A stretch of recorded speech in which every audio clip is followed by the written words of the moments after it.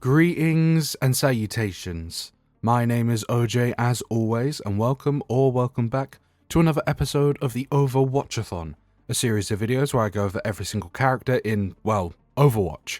I'll be covering their lore and personality, their gameplay and abilities, as well as their design and cosmetics. And with all of that preamble done and dusted, like, comment and subscribe if you feel so inclined and enjoy the rest of the video. And today's video will be on none other than the beloved music star himself, Lúcio.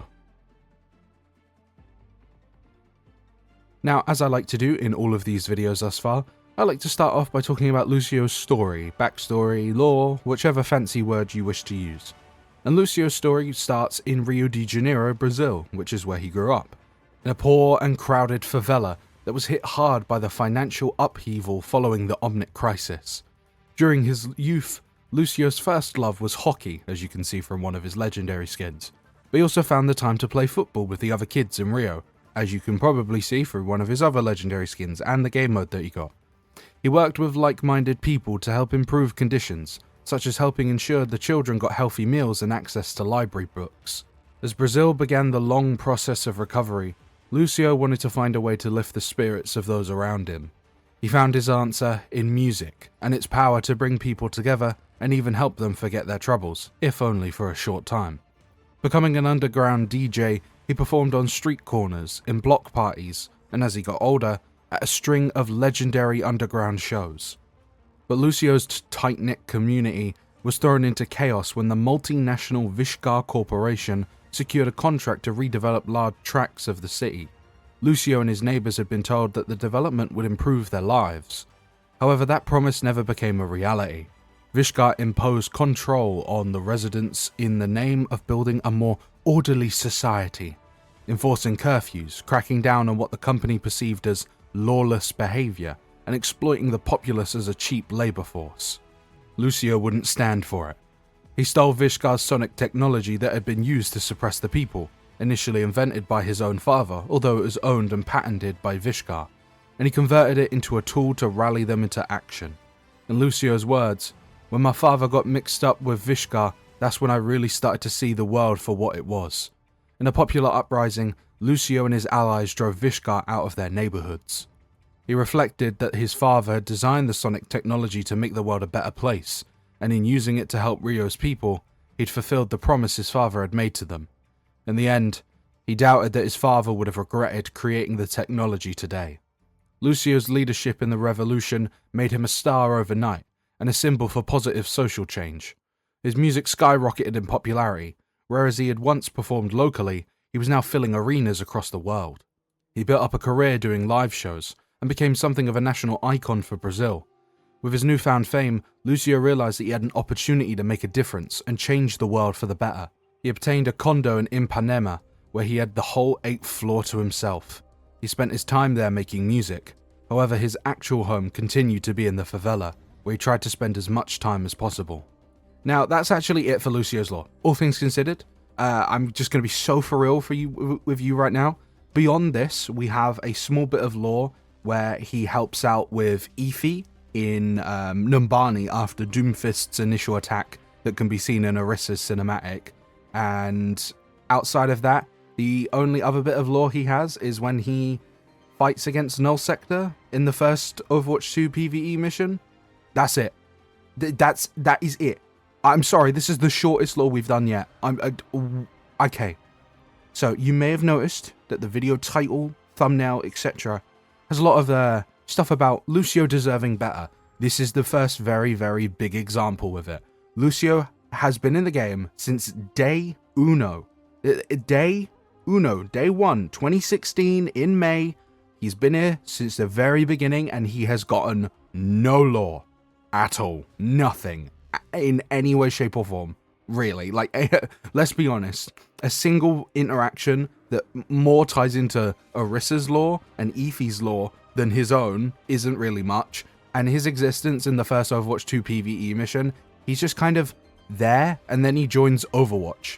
Okay, I mean that's a big leap for the character, mind you. A dude who for the most part has been running solo for all of these years is now joining one of the biggest corporations in the world. I mean, that would be a big deal, no? He's leaving his home country behind, which is a very big part of his initial lore. So, are we not going to say anything? Are we actually going to acknowledge that fact? Or are we going to acknowledge that the majority of his lore is relatively unfinished? Like, what do you mean his father at some point worked for Vishkar and created this sound technology? Like, are we going to talk about that? Are we going to explain who his dad was, why he was working for Vishkar, what he actually did, how he made that? Like, are we, I don't, like, Lucio's lore is a relic of kind of Overwatch 1. I genuinely have no other way to put it. Like, Vishkar, as of current, is kind of depicted as a more, like, subtle corporation when it comes to the evilness. Like, they use kind of more subtle methods to kind of do what they want. Like, for example, if we look at Talon is quite queerly, yeah, okay. Quite clearly the bad guys. Oh, they're the terrorist organization. They wear black and red. They're evil, right? But Vishkar tries to portray themselves as like this nice, lovely corporation that wants to help people and improve the living conditions of people. But then, for example, if we look at Lifeweaver, the video just before this, or the character I covered just before Lucio, we know from Lifeweaver's lore that they are willing to send out dangerous forces to get what they want when they can't have it, such as Lifeweaver's BioLite. So, Lucio's lore shows them being a lot more kind of openly evil in a weird way. Like, I mean, it's still kind of subtle, right? Like, they enforce curfews, crack down on what they perceive as lawless behavior, which is very vague, intentionally, to allow them to kind of crack down on whatever they see fit.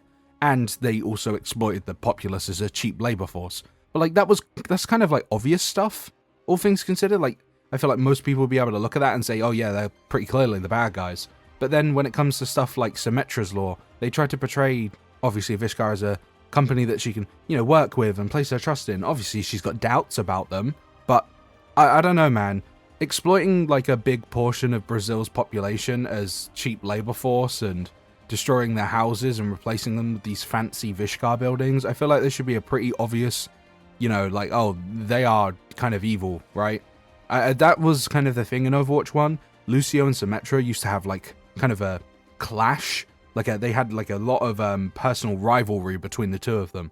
And that's usually, that for me is why I used to not like Symmetra in Overwatch 1, because she always used to, like, defend Vishkar. And I'm like, I'm sorry, what Lucio's saying is completely right. Come on, man, you gotta lead a revolution against that sort of shit. Like, you probably noticed, maybe across these videos, maybe if you don't know me, here's a fun fact, I'm usually more dispositionate towards characters that have, revolutionary kind of feel to them. For example, my favorite character in the game is Ramatra. I'm sorry, he's like the revolutionary of all revolutionaries when it comes to this game. So Lucio being a revolutionary in his own way, I'm going to be more than happy with him. I'm going to be more than fond with him. He was, funny enough, before Overwatch 2 came out, he was in my top 3 most played characters. Like, I love Lucio. He's always been the one that stuck out to me when the game first came out. And, like, he deserves more lore. Like, why is, like, all the stuff with him, like, uprising against Vishkar just completely underdeveloped? Like, we know that him and his neighbors, went against them, but how? Why? This is Vishkar, right? Vishkar has all sorts of weird, wacky powers and weapons at their disposal.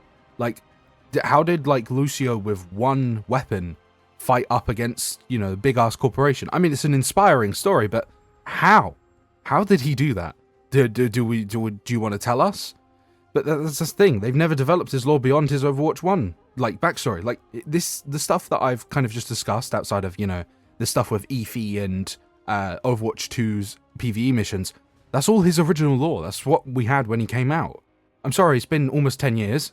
Can we get something for Lucio? Like, maybe, like, Vishkar and Symmetra specifically have kind of moved forward and developed and had all this new stuff revealed about them, but Lucio's never had the opportunity or been given the opportunity to respond to that evolution. He's never had the chance to still continue to question Vishkar, and maybe, like, why doesn't Symmetra and Lucio kind of have, like, more interactions now, considering that Symmetra is kind of, like, kind of is beginning to, like, distance herself from Vishkar, and that was kind of the reason that Lucio didn't like Symmetra at all, because she worked for them.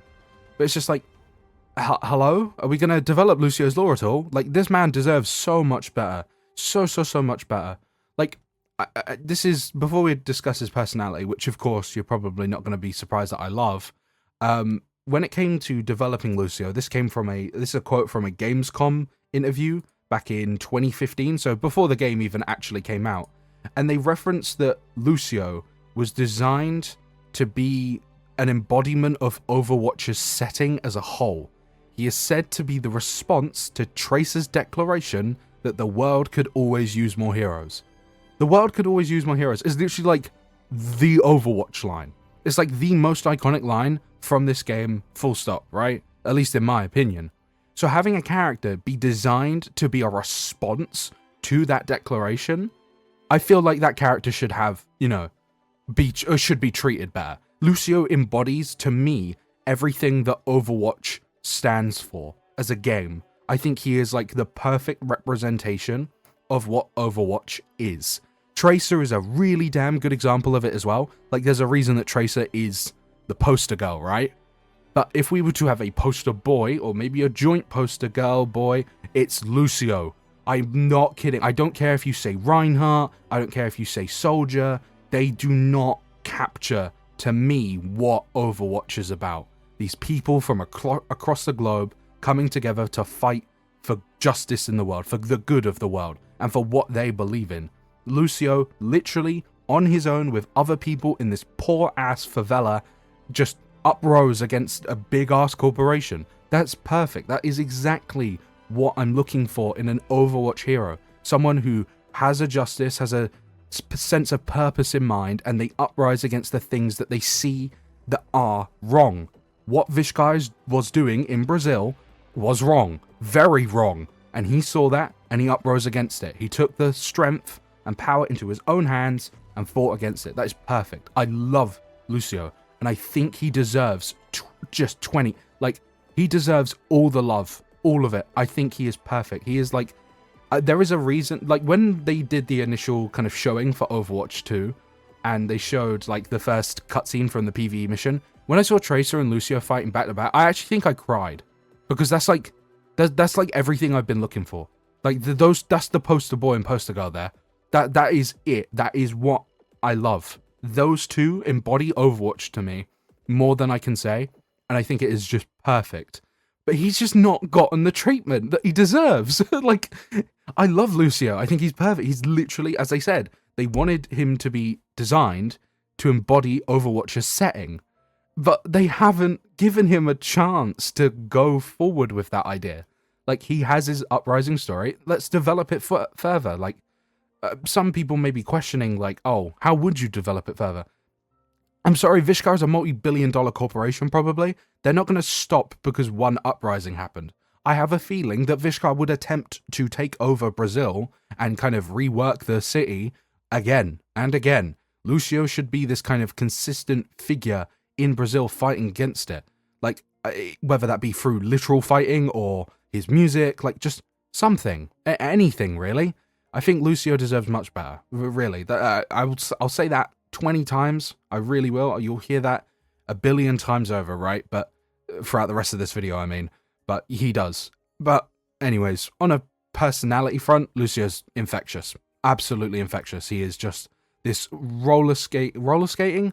What? He has like hard light skates, which is quite a cool point, by the way. Like him using skates made out of the same thing that Vishkar kind of propagates. That's a cool idea.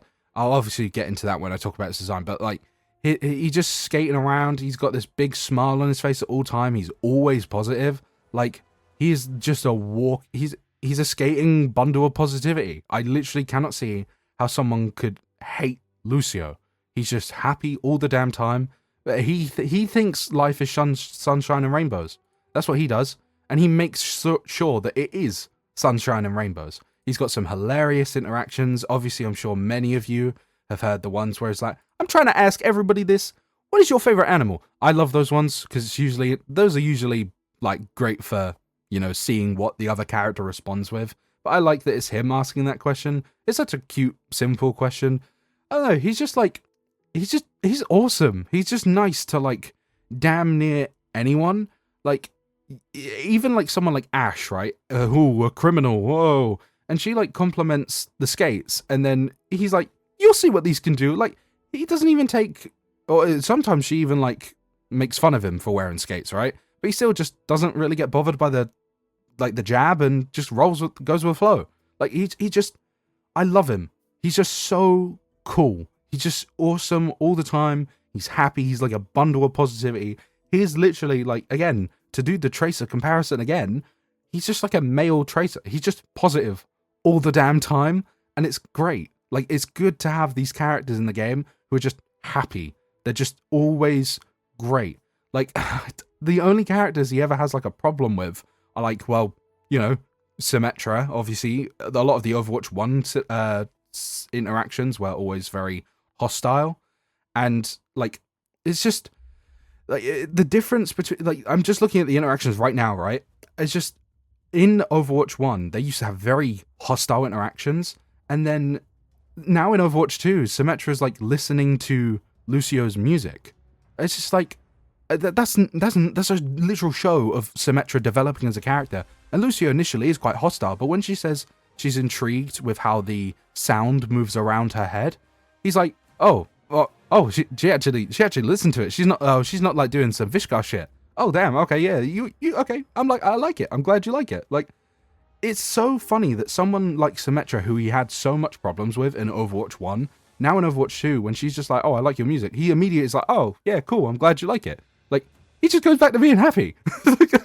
it's just too funny. I love Lucio, man. There ain't a Lucio interaction that I don't have a big ass smile on my face when I hear it. Like, whenever he just spawns in, look at this team, we're gonna do great. Like, come on, man.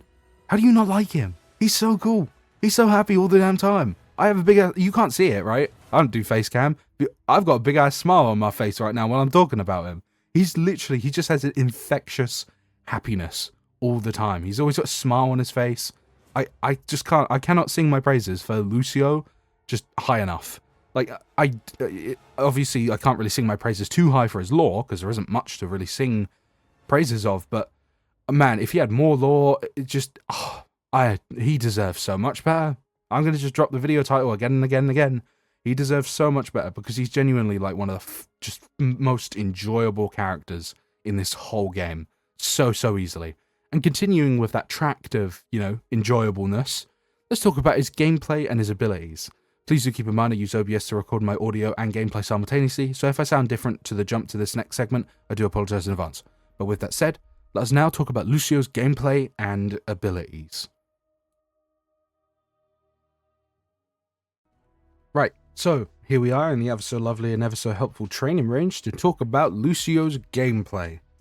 Now let's talk about the big elephant in the room already. And you know, if you've watched any of these videos so far, I always like to start off with unique passives, if any character has them.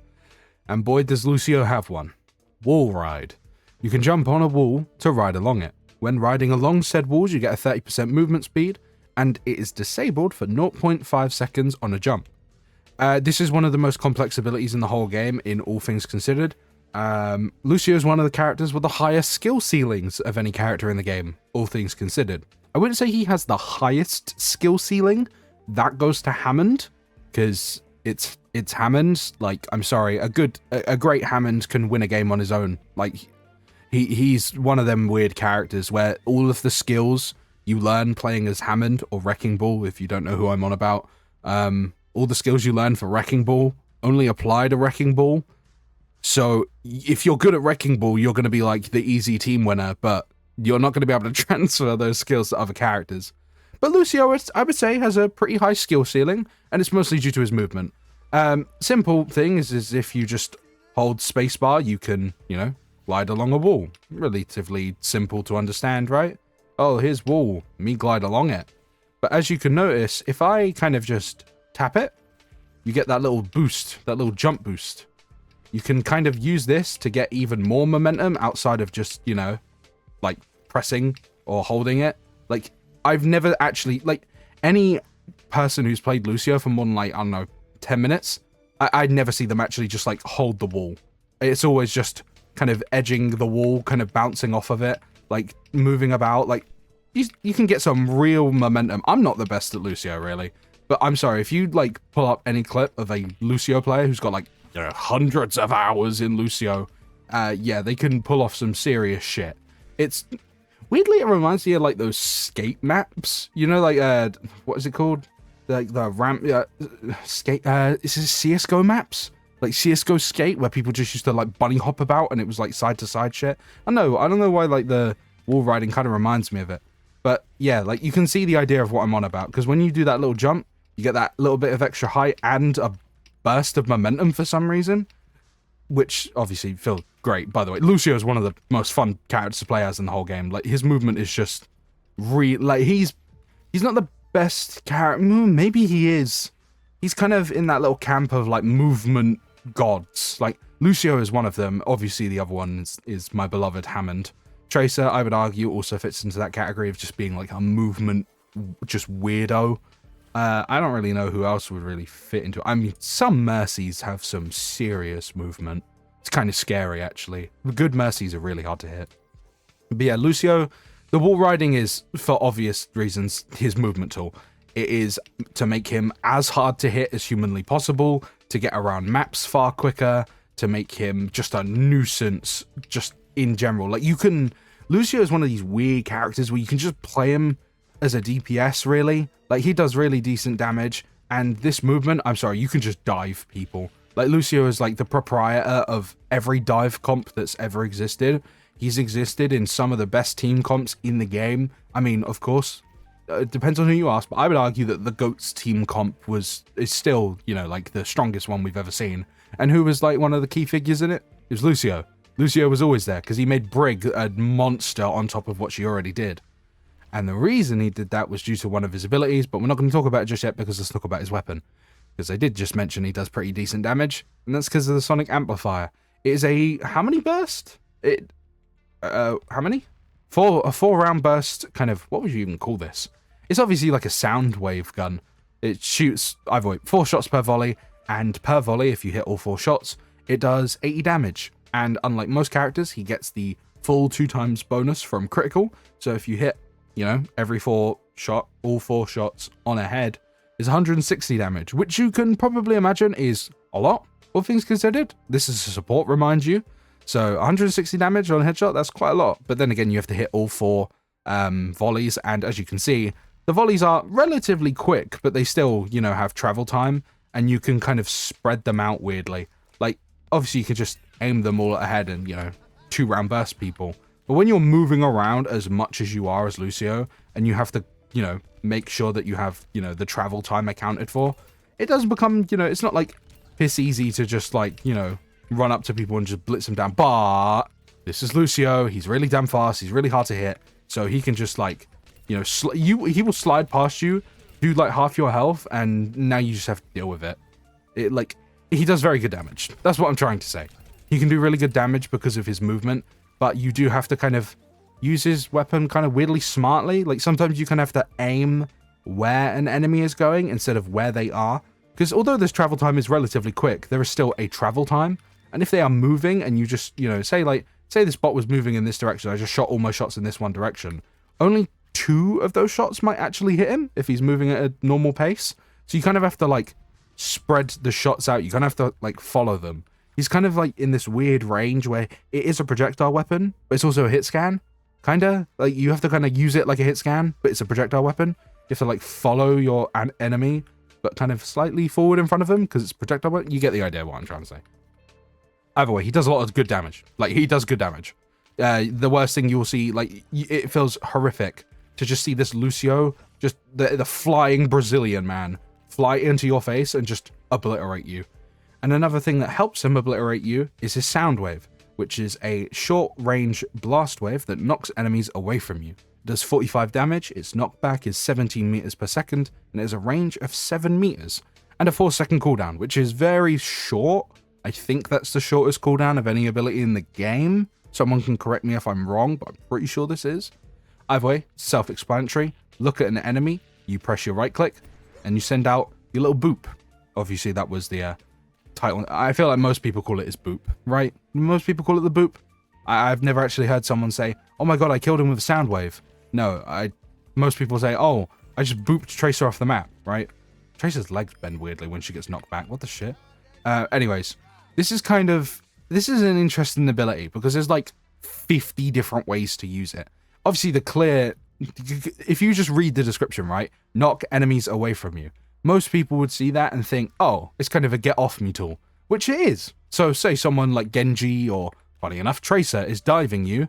Maybe Tracer's not as good as an example because she can just blink. Let's say, yeah, Reinhardt or Hammond. Them two are trying to dive you. You can just boop them away. Genji tries to jump at you, bang, boop him away. Gets him away from you, prevents him from doing as much damage as he would do in a close range. Same goes for Hammond. Say he's swinging around. Lucio can really disrupt Hammond, actually, because when he's like swinging side to side, you can just like boop him and he'll kind of get thrown off whatever track he's trying to do. Like a good way to stop it, I'm sure you've seen it once or twice. Wrecking ball, final point, and he's just spinning around in circles on the point. You can just like boop him and it kind of like just halts his momentum completely, which obviously would stop him from spinning. But you can also use it, of course, as a kind of finishing tool. So say I've damaged this enemy a bunch. Oh, he's on really low health. You just boop him. It's a good finishing tool for when you say, I'm sure you've been hit by it once, right? I'm sure if you've played Overwatch for any amount of time, you've been hit like at least once by Lucio that just flies in, headshots you, and then just boops you. And that's another example of how you can use it, if the map allows it. Obviously, it depends where you are. Ilios is obviously the good example for what I'm going to talk about, and that's environmental kills. Due to it having a knockback and, most characters not being able to really move out of the knockback, you can just push people off the map. Or on Ilios, you can push them into the well in the middle of that point. I'm sure you know which one I'm on about. It's not very often you'll really get environmental kills. And most of the time, the easiest targets to push into water or holes are usually tanks, but they got resistance to your knockback. So do be careful. You do have to be a little bit more aware of how far or close they are to an edge. By the way, you can get environmental kills with it. You can use it as a finishing tool. You can use it as a get off me tool. It's got some uses, and it's a very fun ability to use. And it's not like you kind of have to think about how you're using it, really, because it's on a 4-second cooldown. Like, if you use it in one way and then want to use it in the other way, you can usually have it up by the time you want to do that. And even then, that's me talking as if, shit can happen in, 3 seconds. Yeah, let's be honest. You're going to have your boop up, damn it, all the time, ready at the ready. And you can use it in, interesting ways as well. You can completely disrupt, certain certain abilities. I've had Ramachas go Nemesis form. I'm playing as Lucio. I just boop him back. Or he's in annihilation state, I mean. And you just boop him back, and then what? He's out of the range of everyone. He can't, suck anyone to keep the annihilation going. What does he do? I've pushed Reinhardt charges out of the way of teammates. I've had Doomfist gets pushed into walls and screw him over. Diva's forward momentum with her boosters gets completely halted. I don't know, he can just counter a lot of characters, and despite him propagating dive comps a lot of the time, he is weirdly a good counter to it, because if they're trying to dive you, you can run away quite easily, very easily actually, with his wall ride, but you can just push away these characters who want to get on top of you, like Venture. Venture's a very good dive hero, right? And you can just push them away. You can just push them off with Soundwave. And usually, once they're out of your range, or out of range to do the drill dash or whatever, they just kind of struggle a bit, I'm going to be real. Especially considering the fact that Venture's, one of their best perks is covered in dirt, which makes it so their default melee gives them shield. If they can't get in range to do the default melee to get that extra survivability, then you can kill them, quite easily. I know. Well, not easily, but you get the idea of what I'm trying to say. Either way, Soundwave is a very good ability. Now let's actually talk about, what makes him a support. And that's crossfade. At all times, so no matter how Lucio is existing, he will always have this up no matter what, unless he's dead, obviously. He will create kind of an aura around him, which has a radius of 12 meters, in which you are able to swap between two modes, that being the healing boost mode and the speed boost mode. Healing boost, quite self-explanatory, heals nearby allies, and speed boost, quite self-explanatory, it makes nearby allies move faster. Now the healing for, the heal boost, which obviously to show what this looks like, you press shift, you swap between the two songs. They've always been songs to me. I don't like calling them boost, they are songs. Healing song, speed song, right? You can just swap between them freely. There's no cooldown to this ability at all, so never feel embarrassed to swap between it. Never hesitate to swap between them. But either way, the healing aura is 14 health per second for yourself. So his self-healing is slightly negated to obviously make him, like killable per se. And for allies, it's 20 per second. And the movement speed bonus from his, move speed song is 25%. Which, that's really... See, obviously, in Juno's video, because obviously I've done a video on Juno, I'm going alphabetically, I discussed the comparison between the two of them, because obviously Juno's the only other character in the game, as of current, and I guess she doesn't want to load, she's shy, who has a speed boost, right? And hers is 50% for, how long is it? 6 seconds? Lucio's is always up. His is 25% all the time. Like, as long as you're in, the speed boost mode, it's always going to be on. And when it's not, he's healing. So he's always going to, like, as long as Lucio is with your team, he's just going to be beneficial. I do not like how some people are treating this man as if he doesn't do good healing. Lucio does do good healing. He does very solid healing. The issue that a lot of people don't seem to realize is that he cannot be played as a main support. That is Lucio's one key flaw. He cannot, under any circumstances, really be played as a main support. Like, if your other support is Zenyatta, do not play Lucio. The amount of healing coming out of the two of you is not enough. Just simply isn't. It really, really isn't. And also do not play her or play him with Juno, because their move speed bonuses don't actually stack, to my knowledge. To my knowledge, Juno's will take priority unless Lucio is in Amp It Up. So don't play Juno Lucio, doesn't really work. But of course, there is an instance where you can play two off supports together, and that's of course Lucio Brig. This has always been a go-to combo for the longest time ever. I mean, ever since she was introduced, her best buddy was Lucio, because the move speed bonus really benefits Brig, because it allows us to get in quite a lot. But yeah, like, do not play Zen Lucio, it just really doesn't work. I would even argue that Mercy Lucio is just not good enough. Like, Lucio's main, like, source of utility is his move speed bonus, because he's one of the only two characters that can provide it. At least consistently. I know Kiriko provides it for her ult, but that's an ultimate, not consistent, right? But yeah, the healing he does is relatively solid. It's kind of like a background thing, right? Like, whilst your other main healer is doing like the big bursts of healing, you're just consistently healing like the squishier targets, like your other support, your other DPSs. Like, he's not going to heal a tank, really. Like, if there's a Roadhog or if say there's a Reinhardt on the team and he's on critical, like, he's going to be waiting like 20 years to get to full health from Lucio alone. Which is why I suggest pairing him with a main support. The main support is to make up for the fact that Lucio can't really heal a tank, but he can heal the whole team. That's the thing. Lucio can heal the whole team. As long as he's near them, like as long as they're near him and within that sort of yellow line distance. Why is the kind of distance hard to see? I don't know if that's just me. If I swap it to speed boost, yeah, you can kind of see a little bit better. It's quite a wide range, all things considered, because it's in a 360-degree radius for him. As long as they're in the radius, they're getting healing all the time. And I don't know, his healing is good. I don't like it when people say Lucio's healing isn't good, because it is. It is really good. You just have to be playing with the team. And the issue with a lot of Lucios is that they have this kind of mindset that they are a dive DPS and they must use the speed boost to kill the enemies all the time. And I mean, Lucio has a lot of value in the fact that he can fight and he can kill people. He can dive people. I'll give him that. But he is also a support man. You might want to play with the team, because that's what your ability allows you to do. You can fight with your team, and you can just do damage all the time, and you never really have to think about much outside of pressing shift every now and then, or whenever you need the speed boost or the healing. I know, it's kind of weird. Some Lucios play really weirdly, but either way, as long as they're in the range, they'll receive the healing. Obviously, as you can see, it's not like, well, it is enough healing to survive, fights. Like, how much damage do these bots do? Like, I don't know, 10 a shot something? I don't know. Either way, Lucio's healing is good. Don't let anyone tell you otherwise. And of course, the speed boost is very good as well. The speed boost enhances a lot of his own properties. Of course, the wall riding being a key one makes him have way more momentum, moves a lot faster on the wall rides. And of course, it can be beneficial for, moving out of spawn, moving with your team, helping your tank get about places. Lucio is like a tank's best friend sometimes, like Reinhardt. Reinhardt with Lucio, really scary pairing, because obviously he's running at you full force with the hammer swinging away. Any tank really actually just benefits from the speed boost. Like, Ramatra was really good. When he came out, he was, like, almost reliant on Lucio because the speed boost just helped him so much. Like, there's not a tank in the game that really doesn't just benefit from the speed boost. I mean, I guess Diva doesn't really, because she has really good movement, but I guess Winston doesn't either.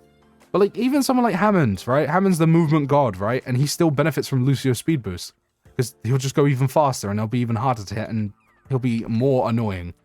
But yeah, Lucio's good healing. Good. The speed boost is obviously very useful as well, and it's only further amplified. Get it? Because it's called Amp It Up. I said amplified? Yeah, I'll stop. You basically press E, and you increase the effectiveness of your current song. You increase the healing over time on your healing song to 56 per second, I believe, both for yourself and your allies. And your move speed bonus goes up to 60% from, obviously, 25%. So, it's very self-explanatory. You press E, you crank up the game, and you just go even faster, and you do more healing. It's relatively simple to understand. Most people, myself included, as I'm sure you saw from the B-roll footage, I use the Amp It Up on the speed boost for whenever I need to get back to the fight, or get out of the fight, and whenever the team is in need of healing, usually a tank, say the tank in front of me is critical, and maybe there's a few other allies who are on low health, it's always good to amp up your healing, right? It's self-explanatory.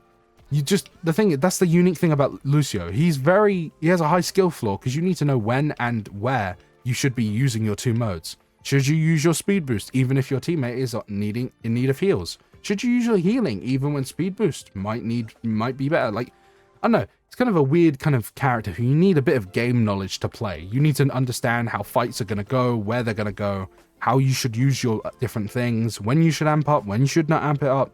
I don't know. Lucio got a bit of tech to him, and of course the movement speed or moving shit is also quite a lot of there's a bit of skill ceiling there, as I mentioned earlier. But yeah, Lucio's kit is just, that's the thing, right? This is so simple to understand, right? He was an Overwatch 1 character for a reason, right? This is a simple kit to understand, but it's just so much just stuff to it. Like, just crossfade doesn't really look that complicated. Like, oh, I heal or I speed boost.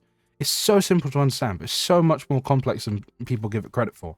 Like, I know I say that, and obviously my only example is you need to know when to use each of the things, but like, there is a level to that. Like, obviously the best Lucios in the world are usually ones who know when to use speed boost to dive in on kill someone, you know when to use speed boost to help the team push forward, when to use healing boost to heal the team.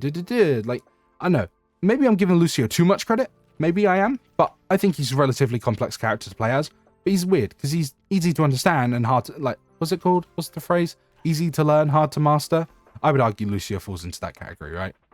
And of course, we have to finish it off with his ultimate, which is very simple, where you just create a temporary barrier of extra health for nearby allies. They are granted 750 overhealth when you hit the ground. It has a radius of 30 meters, and the duration of the overhealth is 6 seconds, assuming, of course, it isn't destroyed prematurely. Relatively simple to understand. You press Q, you break it down, and then you get a big fat chunk of overhealth. This is one of the more useful abilities in the game, or useful support ults, because it just kind of, it's just kind of a guaranteed barrier to anything and every, like, a good example, of course, is always Diva Bomb. Oh no, Diva's Bomb is about to blow us all up. Break it down. No one dies. No one will die. They'll all tank it. They might be on low health after tanking it, but they'll tank it. Don't you worry. It's just kind of a tool to be used to survive those, like, big ultimates. It is very much a reactive ultimate, because you are using it to directly counter someone else's ultimate. Say, for example, they nano blade. You can pop your beat, and you'll probably, I'm going to put that in quotation marks. Genji might just do enough damage to kill someone, but you probably will survive it. Junkrat tire, you see it coming towards you, beat. Dragon, beat. Maze thing, maybe you shouldn't be, actually. I don't know, it's just good to survive these, like, big ultimates, really. Reaper, beat, and anything. Yeah, like, you should be using this reactively to DPS and tank ults that might get your team killed. Like, a good example, again, is probably, just going back to the hero menu, Orisa. If Orisa pulls a bunch of people in, beat. Oh, Doom's coming down right on the, oh, Hazard is launching all of his spikes at us. Oh no, what shall we do? A beat. Like, it's just kind of self-explanatory. It's a reactive ultimate, and you use it to block those big attacks. Simple. And it applies to your teammates as well. So everyone gets it, you get it, everyone else gets it, and you're able to survive those big attacks. It's one of those simple ults. I mean, the majority of those Overwatch 1 supports have these very simple ultimates. Like, I mean, Mercy's is, well, okay, Mercy's used to just be resurrect people, so that was damn simple. And Zenyatta's is not too different from Lucio's as this kind of big saving grace. The difference between them, though, is that Zenyatta obviously helps more with surviving, like, consistent ultimates. Again, use the Genji comparison. If there's a nano blade, I think Genji could cut through Lucio's sound barrier, because it's not this, like, big hit. It's kind of a constant, you know, hit. So by the time he wouldn't even be. How long does Blade last for again? Oh no, they actually last for the same duration. Either way, I think he could probably outdamage, you know, Beat. But Zen, for example, he can just completely block it because it's just fat healing. He just makes everyone immortal around him. Who else was in Overwatch 1 release support? Oh yeah, it was Sim. It was Sim. Yeah, for those who didn't know, I'm sure most of you probably played Overwatch Classic at least once. Yeah, Sim used to be a support. Her ultimate was the teleporter, which, yeah, sure, man. Yeah, there was only really 3 supports in Overwatch 1. Let's be so for real. But yeah, Lucio's Beat, good ult. Not the best ult in the game, right? But it's a good ult. Either way, moving on to talking about his perks, we have Beat Drop, where during sound barrier, amp it up is always active. So, you know, you're doing even more healing or even more speed boost during the 6 seconds that sound barrier is up, which is pretty good. But my issue with it is, my voice just went then. My issue with it is that it's only up during your ult, which, you know, I don't really like those perks that are just based on ultimates, because although they make your ultimates, you know, even more stronger, they're only active during your ultimate, which is not something you get to do very often. It's usually like a 2 to 3 thing a game kind of thing. And it doesn't help that the other perk is Soundwave Rider, where wall riding empowers your next sound wave, increasing its knockback by 25% and its damage by 50%. This is that's the thing with this perk. This is always up because you can always wall ride. There's no cooldown outside of the 0.5 seconds when you jump. And as I mentioned, Soundwave is on a 4-second cooldown, so this stuff is going to be up pretty often. And because it makes your Soundwave do, you know, a 50% extra damage, so it bumps its damage up to, what is that? What's half of 45? 22.5. So 67.5. Right, okay. 67.5. Get the laugh out now. This perk is obviously very good because not only does it increase the knockback, but it increases the damage, which then makes what I mentioned earlier, where you can use, you know, Soundwave as a finishing tool, more, like, viable. And, of course, the extra knockback does help you with, say, I don't know, pushing a tank down the Ilios well, or pushing someone off the map. Like, look how far Tracer goes with this boot. Like, like, the extra distance is quite noticeable.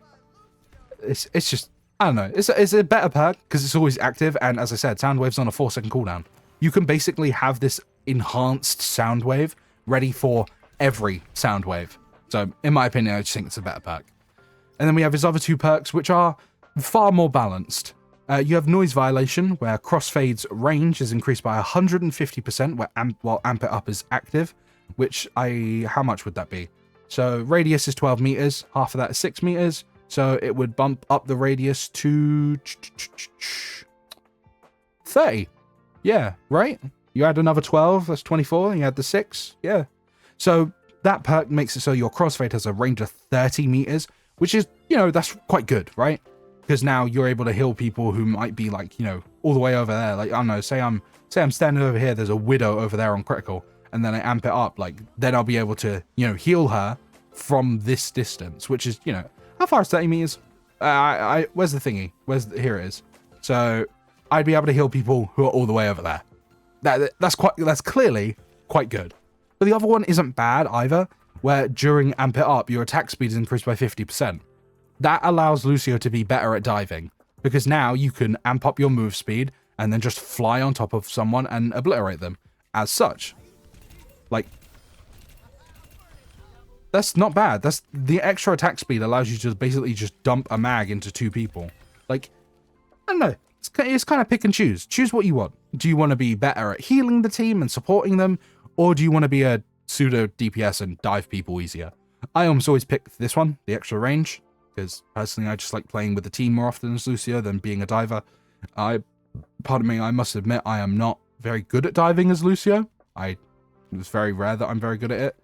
Or it's rare that I usually get like kills out of it, etc. You get what I'm trying to say. You get what I'm trying to say. But yeah, I usually pick the extra range. But if you want to pick the extra attack speed, be my guest. Just remember to heal your team every now and then. You are, as many a person has said before, you are not Frogger. And yeah, I don't know how else I'm going to mention Frogger outside of that one little joke. But yeah, he the funny Lucio guy. I think he's alright. I think he's funny. But yeah, Lucio is a character gameplay-wise who I just love. I've always loved him. Ever since Overwatch 1 came out, he has always been my favorite support to, or one of my favorite supports to play. Like back in, like, how do I show this? I've shown my career profile, right? If I show time played, look, Lucio's still up here. This is Overwatch 1 hours, by the way. All of these hours are Overwatch 1 stuff. Like, obviously, maybe back in the day, obviously before Overwatch 2 came out, my top 3, if I remember rightly, were Genji, Lucio, and Diva. Ignore the voice break I just had. Lucio was always second. He was always my go-to support. I played a comp in Overwatch 1, and I usually just insta-slot Lucio because it was just easy to do, really. Lucio's always been my GOAT. I've never doubted him for a minute. He's one of the most fun characters players in the game, easily. Funny enough, back in, I believe, February of 2024, they did a voting poll where they voted, like, oh, who's the most fun character to play? My GOAT won. Lucio won the poll back then. He was voted the most fun character to play. I mean, do I need any more evidence of how good this character is than that? He is one of the most fun characters to play. It's the speed. It's the movement. It's like how just free he is. You can just freely explore these maps to your heart's content. You can move anywhere, everywhere. There are so many routes that are unlocked by playing Lucio. He can just break these maps and traverse on them however the hell he wants. And it's weird that his gameplay fits so well with his story. Like, Lucio obviously is a free spirit. He's allowed to do what he wants. He is a revolutionary as well. So him having this very free form movement where he can kind of just go where he pleases and break the maps kind of fundamentally to explore new routes, like, that's so fitting for a man who is a revolutionary, who is, you know, like, someone who fights for freedom and expression and stuff like that. Like, it's weird that his gameplay fits so nicely into, you know, his story, even if it is, as I mentioned in the story segment, rather underdeveloped. But yeah, Lucio is literally, like, I'm just enjoying myself doing this. Like, just bouncing around. Like, he's just fun. I don't not have, okay, how do I word this? I don't not have fun when I'm playing Lucio. You get the idea? I always have fun when I play Lucio. Like, there's not a time where I'm not having fun. He's just infectious. And he just truly is infectious. I love Lucio. Good damage, good healing. The speed boost is obviously invaluable. Even with Juno now being added, or having been added quite a while ago, he's still proven to be one of the most consistent. That's the thing. Consistent. That is what Lucio is. He is consistently one of the best supports in the game.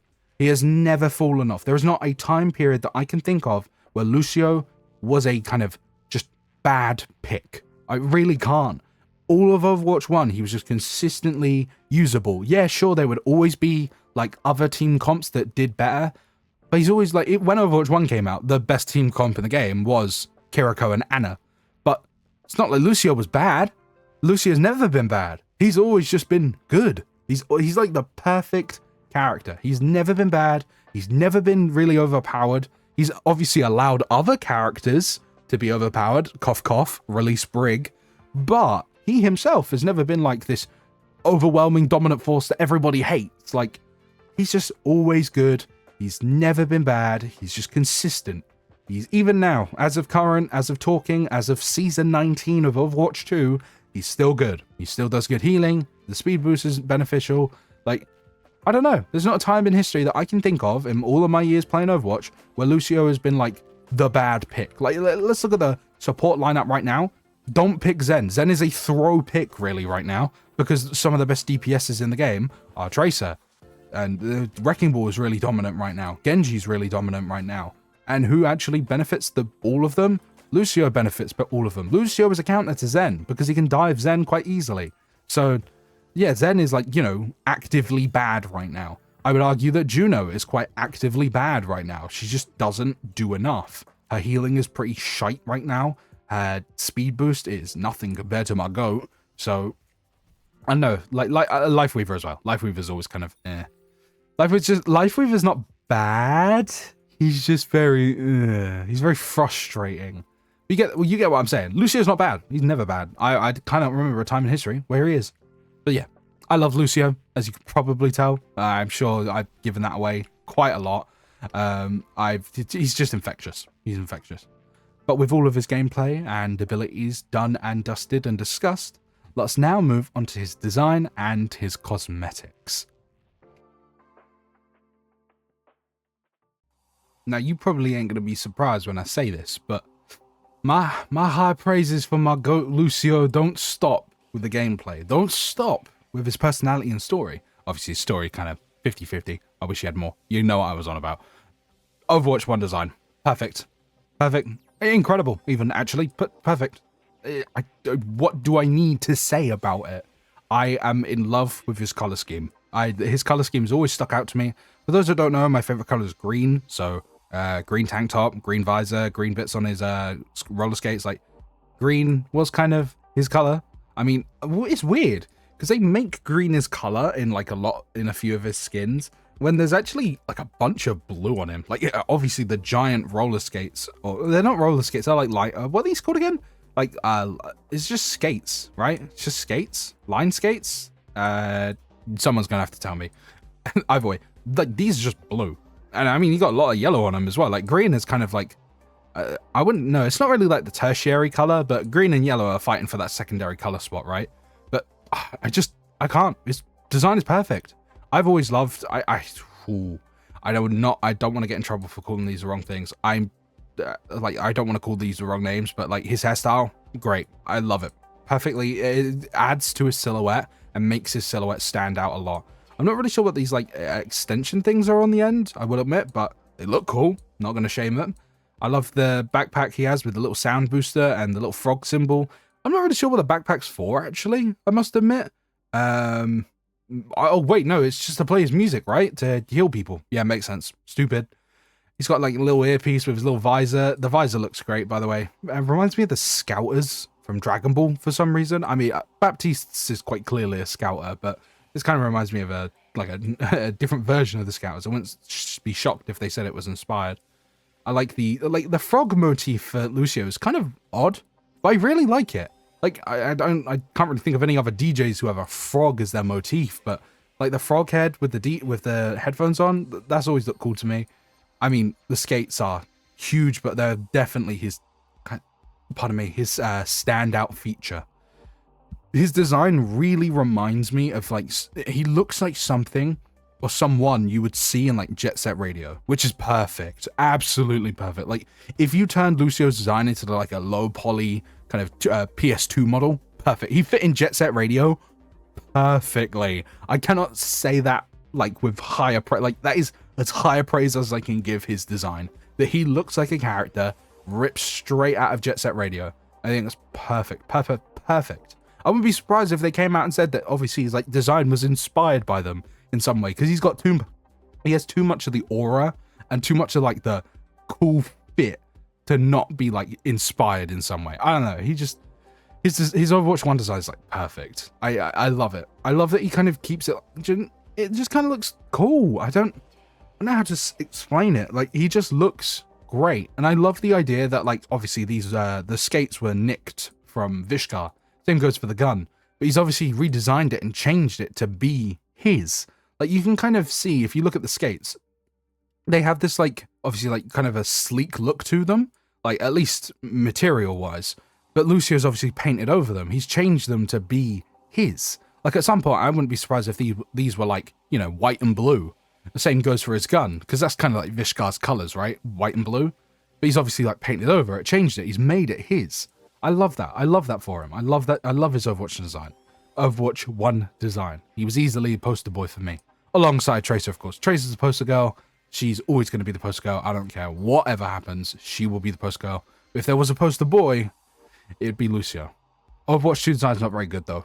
I'm going to be so for real with you right now. I really just do not. It runs into the same issue that the majority of the Overwatch 2 designs run into. And that's that it's too clean. I'm going to be like, if we go to his Overwatch 1 one, right?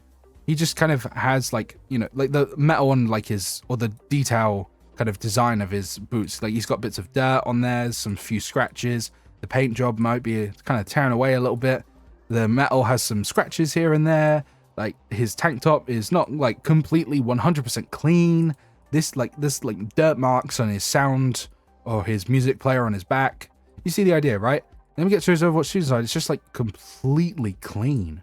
Like this is a complaint I've had for like most of the Overwatch 2 designs. Like if we just go run over to like, you know, Baptiste, it's way too clean. We go to Anna, it's just far too clean in comparison to our Overwatch 1 design. And admittedly, we've had like a streak of Overwatch 2 characters, so we haven't had to run into this issue. But now we have. I do not really like Lucio's Overwatch 2 design. I ain't got really like as many problems. I still like some aspects of it. I like that he's now like wearing headphones instead of like the single earpiece. I think the set of headphones works nicer for him. And it makes the visor kind of work more coherently because it looks like it's attached between the two headphones, which is a cool detail. But otherwise, I don't know if I really like it. Like the skates are now covered by like these kind of shorts, I guess. It's like he's wearing like shorts over the skates. I almost like, I don't know. It's kind of a weird thing. His Overwatch 2 design is always not really like sat super right with me. It's fine, but I don't know. It just feels a little bit more clean. It feels a little bit more corporate, which I do not think fits Lucio in the slightest at all. Like I love that he has, you know, his arms out. He's wearing just like a tank top. Like it makes him feel more chill, more personable. Makes him feel like, you know, a guy. And I love that, as you can see here, like his idle animation is him like looking to the side and like kind of signaling like, hey, to someone, as if there was like a fan walking past. It makes him feel really chill, personal. Like, but then his Overwatch 2 design, although it obviously still keeps that same, like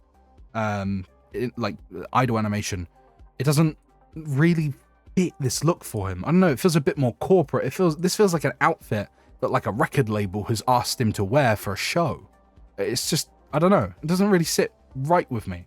It's like they wanted him to wear this because it looks more promotable, looks a bit more like someone, they could sell this outfit in shops, they could sell his skates in shops. I don't know, it kind of like takes away a bit from his character. And I will admit the hair is kind of a downgrade, at least in my opinion. Maybe not like this part of his head, that looks great. I love his little beard as well, but I don't know what these are. Like, why are they, like, they're like fluorescent. I want to call them, I don't know what I want to call them. I don't know what word I'm looking for. I don't know what, I know, either way, this, to me, looks better than this. These green things. I don't know what, because the thing is, I'm pretty sure these don't, I swear these change color with his styles, like when he goes from healing to speed boost, so I'm not really sure what they are, actually. I don't think they're actually like part of his hair. And if they are, I mean, that's kind of cool, but I don't know, if you just take like this hair color and slap it on the Overwatch 1 design, instantly, like, perfect. I don't know why his hair like weirdly kind of blonde in this design, actually, I must admit, but yeah, I don't know. Overwatch 2 design feels a bit more corporate, a bit more clean, and that kind of really does go against what the character is about. He's literally against this corporate cleanliness that Vishkar tries to put forward, and unfortunately it kind of sunk into it. I mean, even his weapon looks a bit more corporate, a bit more well, actually, his weapon still looks quite, you know, I don't know.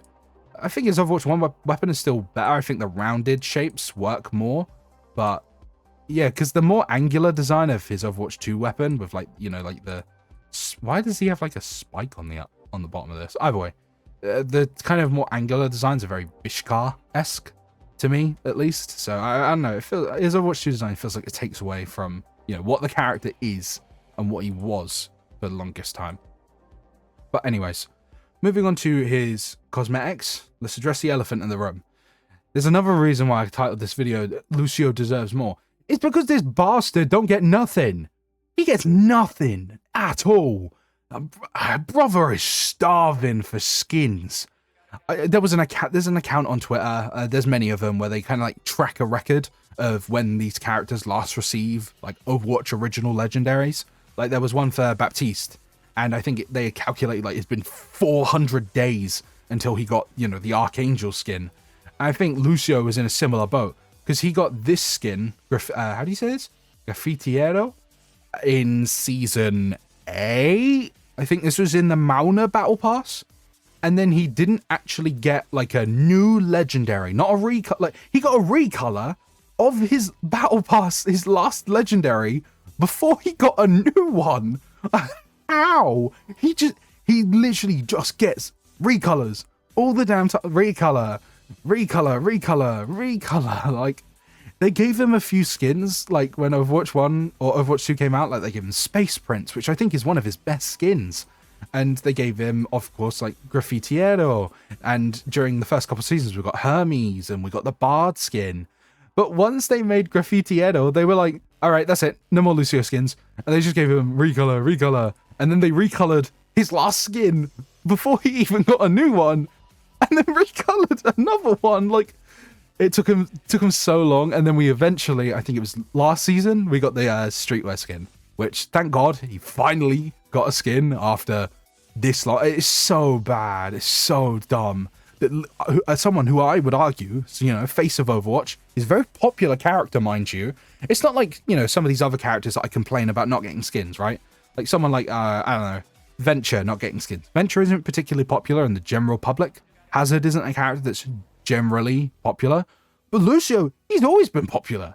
He's always been like one of the most popular characters in the game. He's always been one of the most played supports in the game. Like, across the board, most of the, you know, general player base enjoy Lúcio. So I don't know why, for God knows what reason, they just neglected him for... When did he get this skin? Season... it was last season, so season 18. It took him 10 seasons! 10 to give him a new skin! Seriously, man. And this comes... I'll bring this up again, because I mentioned it in a few videos before. I do think this has got to do with something with skin colors, man. Like, I'm sorry. So, like, just think of reference. Like, Venture, you know, tan skin. Lúcio, Brazilian dude. POC. Soldier and Black Woman. Like, Doomfist. I mean, Doomfist gets a decent amount of skins, really. But, like, think. In the time that Lúcio... Let's go off this, right? So, he got this skin, right? Season 8. So, Season 8, he got this. And then... Season 18, he got this, right? So in that time, he got a bunch of recolors. So discounting recolors, how many legendaries did Kiriko get in that time frame, right? So I know, just off the top of my head, this was Season 13. So that's what? 5? So she got that the same season as Lúcio, right? So we'll discount that. 1, 2, 3. So already she's gotten 3 separate legendaries before he ever got one beyond that. But she also got this. And she also got that. And she also got this. And she also got this. And she also got this. And she also got this. And she also got this. Do you see the issue? Kiriko, in the same time span as Lúcio, got like 10 skins. Lúcio didn't get 1. And what's the difference between the two of them? When you look at the skin colors, very pale. Almost as pale as I am. He's not pale. He's definitely not pale. Adventure again, like in the same time span. Like, I'm sorry, 3 skins. Are we serious? I know they got a weird thing. I mean, think of Baptiste as well, right? Like he got this skin, if I remember rightly, Scorpion in was it Season 10? No, Season 12. That was when Thingy came out, Juno, because it was the ancient Egyptian season. So Season 12, and it took him like, you know, 7 seasons to give him another skin. And Kiriko probably in that same time span got a bunch of skins. Kiriko's usually punching bag for skin related. Mercy, we could use Mercy as well, right? If we wanted to. But Kiriko's obviously the one that just comes to mind because they give us like 2, 3 a season. But Mercy also gets 2, 3 a season anyways. Lúcio needs more skins. Stop it. Stop not giving him skins. It's weird. It's really weird. And he just doesn't get anything. It's one of the most popular characters in the game, at least to my knowledge. I would argue amongst the general populace, he's very popular. He just doesn't get any skins. For what reason? Is it because he has dark skin? Is it? Is it Blizzard? Is it because you're trying to appeal to the Chinese market, so you're giving a bunch of skins to characters who have skin paler than me? Is it? Come on, Blizzard. Tell me. You can tell me. Either way, he's got a good selection of skins as well. Jazzy has always been an absolutely incredible skin. I can't believe this is an Overwatch 1 legendary, mind you. It changes his music to be jazz music, which is a really insane idea. Like, I think that's genius. I don't know why they've never done this or done stuff like this again, but then again, as we know now, they reserve special sound effects and the such for collab skins. And, well, Lucio was going to get one, but they scrapped it. And for those that don't know, the one in question is a Transformers skin. Lucio was originally going to be included as Soundwave, which, by the way, I think that's daylight robbery. Soundwave is my favorite Transformer, like on a design front. Lucio Soundwave, I already bought that whole bundle anyways. I mean, it's kind of weird. I'm not like a huge active Transformers fan, but I've always been a fan of it since I was a kid. It was like all I grew up with in a weird way. I used to play like the Fallen War of Cybertron games on my PS3. I was a huge fan of those games. I love Transformers. And Soundwave was always my favorite. He always had like the coolest design to me. And I always thought his powers were quite cool because he had like the other mini Transformers that came out of his like boombox chest. It's just like, that's cool. That's a really damn cool idea. And we could have had Lucio Soundwave. Can you imagine the music he would have played? That could have been sick as shit. But no, chop him on the floor, chuck him to the side, kill him. It's Lucio. Why would we give him a skin? I don't know why I've gone British. Poison Dart, I've never liked this recolor. I'm going to be so real. It's fine. This skin's really interesting. I'll throw it up on screen. This was actually meant to be Lucio's design originally. This is his concept art for, like, the original concept for Lucio was that he had the turntables on his hips and his trousers were an equalizer. But they decided against it because it would be, you know, quite visually cluttering. But this is an archive skin. It's a really smart idea. You take a concept art, you take like concept art designs for a character and then make it into a skin. I think that's genius. I love that idea. I wish they did that more. I wish we, like, I don't know, what's a good example? Like Kiriko, I showed off some of her concept arts in her video. And some of the ones where she had like a more Shrine Maiden look with like bigger trousers and the such. I would love to see that as like a skin. It's why I'm upset that they kind of scrapped the Archives event. Like, I know why, because obviously they don't do, like, the PvE missions anymore, and they don't make them. But I'd love if they just, like, brought it back so they could do that. Like, just create, like, take concept art designs and make them into skins. I think it's a perfect example of how it can work. Like, and it's a really good skin as well. It looks lovely. I love his hair in this skin. I think it looks great. And the trousers, of course, are really cool with the equalizer effect on it. And, of course, turntables on his hips. That's cool. I like that. But yeah, this is a really good skin. And as I mentioned, Space Prince, I think, is a lovely looking skin. I love this regal aesthetic on him. His hair looks amazing in this skin as well. Like, he just looks lovely. The color scheme is what does it for me. Like the white, gold, and purple. The royalty colors, as most people would call it, just looks great. And the weapon looks really lovely as well with like the cool sound crystals in it. Yeah, this is a really good skin. Right, so I just had to cut there because my dog suddenly exploded into a symphony of barks. And it actually like made the mic icon just shoot up into the red. I don't want you guys to deal with that. Either way, I don't want this. I don't like the skin. Got it out of the loot box, made me cry. This is, you know, actually it's a pretty cool skin. People dissing this skin sometimes. Not sure why. I think it's all right. There's a few other ones as well. The hockey skins, as I mentioned earlier, are obviously a sign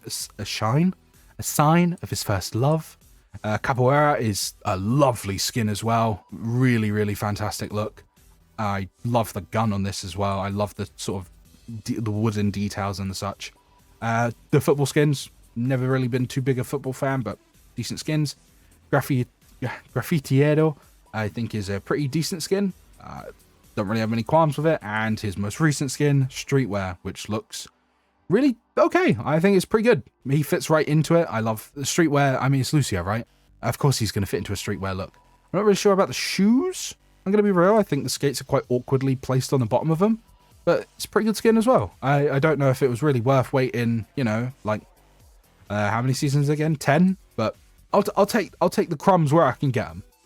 But yeah, Lucio is easily one of my favorite characters in this whole game. He's always been my favorite. He's just kind of everything that Overwatch is to me. Someone who comes from these kind of like sort of struggling parts of the world, who's able to make a name for themselves and uprise against greater forces on their own with the help of community and support. I don't know. He's like, as they said when they were developing him, he embodies the word or the catchphrase, "The world could always use more heroes," and they could. They really, really could. And I think Lúcio is a perfect example of that. Someone from like a poor place in Brazil, in a favela, like by all accounts, someone that should or would have struggled through life, but through the power of community, helping people, and generally just being a nice guy, he managed to make a name for himself, to uprise and become like a bit of a help to Brazil as a country. I don't know, it's just a really lovely dude. I love Lúcio. Gameplay's fun, design's great, I have absolutely no qualms with him.